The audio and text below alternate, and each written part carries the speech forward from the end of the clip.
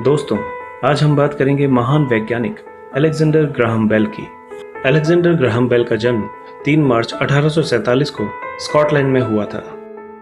Alexander Graham bell अपने telephone के आविष्कार के लिए काफ़ी प्रसिद्ध हैं। उनके इस आविष्कार ने पूरी दुनिया को बदल कर रख दिया था।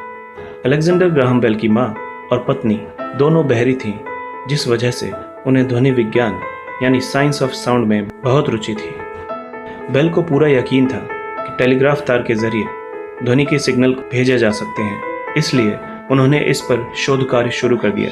शोध कार्य के लिए उन्होंने अपने साथ एक सहायक थॉमस वॉटसन को रखा, जिसने टेलीफोन की खोज के लिए बेल की काफ़ी मदद की। 10 मार्च 1876 के दिन बेल अपने कमरे में और उनका सहायक वॉटसन ऊपरी मंजिल पर अपना काम कर रहे थे।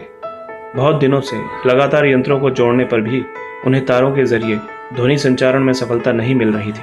उस दिन पता नहीं तारों का कैसा संयोग बना, काम करते करते बेल की पैंट पर हल्का तेजाब गिर गया और उन्होंने वॉटसन को मदद के लिए पुकारा और वॉटसन ने उनकी आवाज़ को अपने पास रखे यंत्र से आते हुए सुना और उसके बाद की कहानी इतिहास बन गई। यह दो व्यक्तियों के बीच पहली बार टेलीफोन पर की गई बात थी, जिसमें बेल अपने सहायक थॉमस वॉटसन को कहते हैं, mister Watson come here, I want to see you, यानी कि मिस्टर वॉटसन यहाँ आ जाओ, मुझे तुम्हारी ज़रूरत है। टेलीफोन की खोज के तुरंत बाद बेल ने इसका पेटेंट करवा दिया और 1877 में एक टेलीफोन कंपनी खोल ली, जो जल्द ही बहुत अमीर हो गई।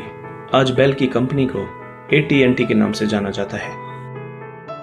ग्राहम बेल की विलक्षण प्रतिभा का अंदाज़ा इस बात से लगाया जा सकता है कि वे महज 13 वर्ष की उम्र में ही ग्रेजुएट हो गए थे। आपको जानकर हैरानी होगी कि सिर्फ 16 साल की उम्र में यह खोजी वैज्ञानिक एक म्यूजिक टीचर के रूप में मशहूर हो गया था।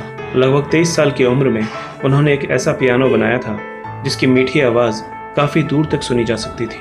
पहला ट्रांसकॉन्टिनेंटल टेलीफोन कॉल, अर्थात एक महाद्वीप के एक सिरे से दूसरे सिरे तक पहला टेलीफोन कॉल 15 जनवरी 1915 को हुआ था, जिसमें बेल ने थॉमस वॉटसन से बात की थी।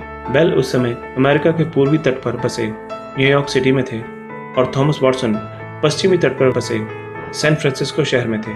टेलीफोन की खोज के बाद बेल अपने कमरे में टेलीफोन को रखना पसंद नहीं करते थे, क्योंकि उनके अनुसार यह उनके काम में बार बार खलल डाल रहा था। बेल की मृत्यु अनीमिया बीमारी की वजह से हुई थी। उनकी मृत्यु के बाद पूरे उत्तरी अमेरिका की सभी टेलीफोन लाइंस को बेल के सम्मान के रूप में 2 मिनट तक बंद कर दिया गया था। उनकी मृत्यु 2 अगस्त 1922 को कनाडा में 75 वर्ष की आयु में हुई थी। दोस्तों, अगर आपको हमारी ये वीडियो पसंद आई तो प्लीज़ लाइक करें, शेयर करें और कमेंट करें।